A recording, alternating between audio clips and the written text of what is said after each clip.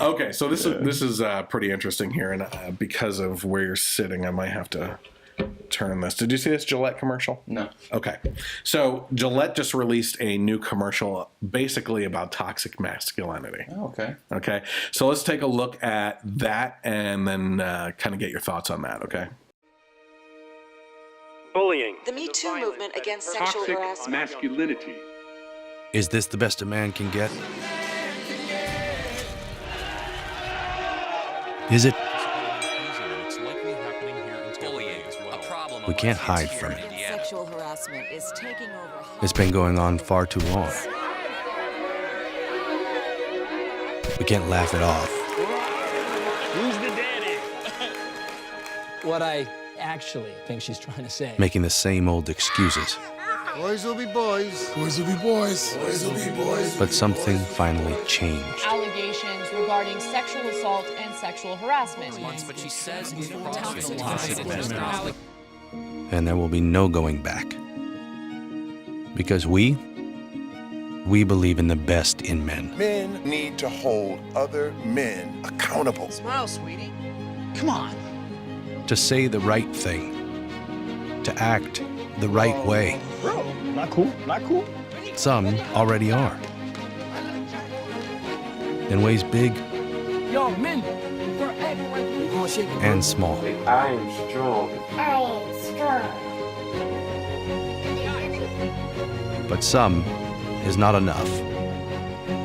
It's not how we treat each other, okay? Okay. Because the boys watching today will be the men of tomorrow.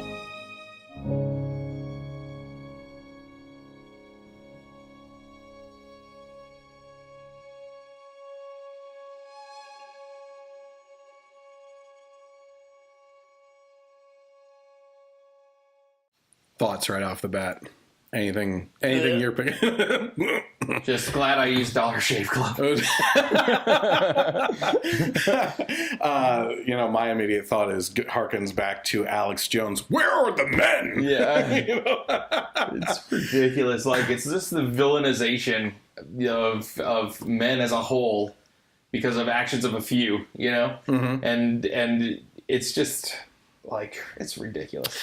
There's a couple things here. Number one, this Kathy Zoo, at Political Kathy on Twitter, said toxic masculinity. 43% of boys are raised by single mothers. 78% of teachers are female. So close to 50% of boys have 100% feminine influence at home and 80% feminine influence at school. Toxic masculinity isn't the problem. The lack of masculinity is. Makes sense. That's one thing. There were a couple things that I pointed out about this too, in regards to, there's the one scene where some girls are walking by on the sidewalk and the guy's like, oh man, he starts walking and then one guy stops him. Not cool, man, not cool. I don't know about you. I grew up not being that type of guy. Mm-hmm. I was more sensitive. Yeah. I guess you could say I wasn't the pursuer, you know. I wasn't even being pursued. But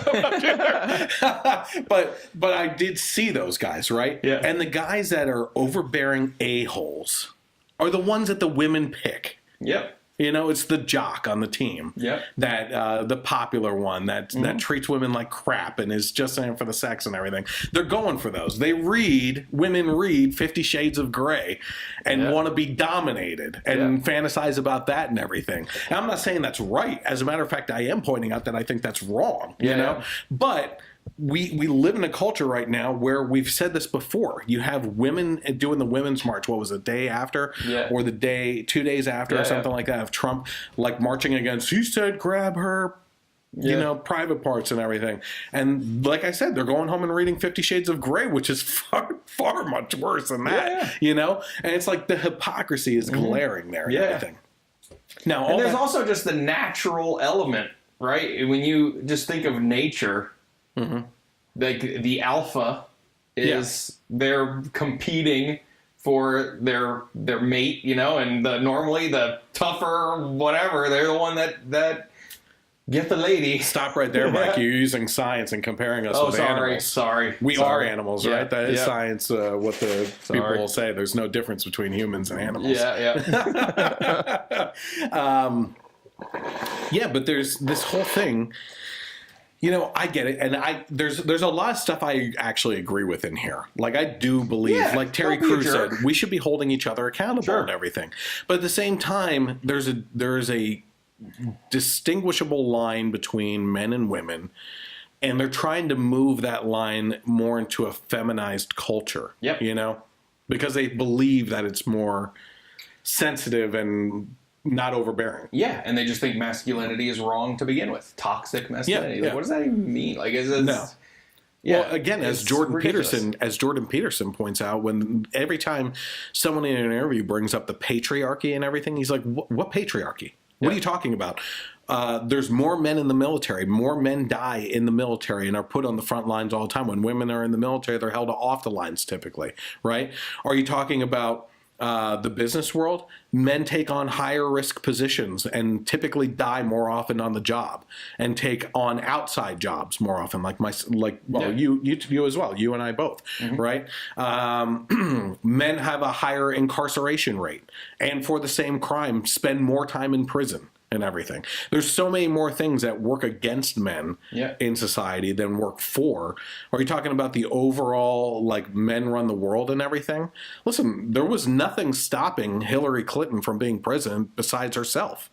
And her personality and everything. People chose not to vote her in because she is a pantsuit wearing devil, like devil woman. You know what I mean? It was her. I haven't met anyone yet that says, well, I think in joking around, people say, I don't want a woman as a president, but I haven't really met someone seriously into politics that has said, no, a woman shouldn't be a president. It's just which one? Yeah, it has nothing to do with that. I mean, I'm sure there's plenty of women that we would like to see president.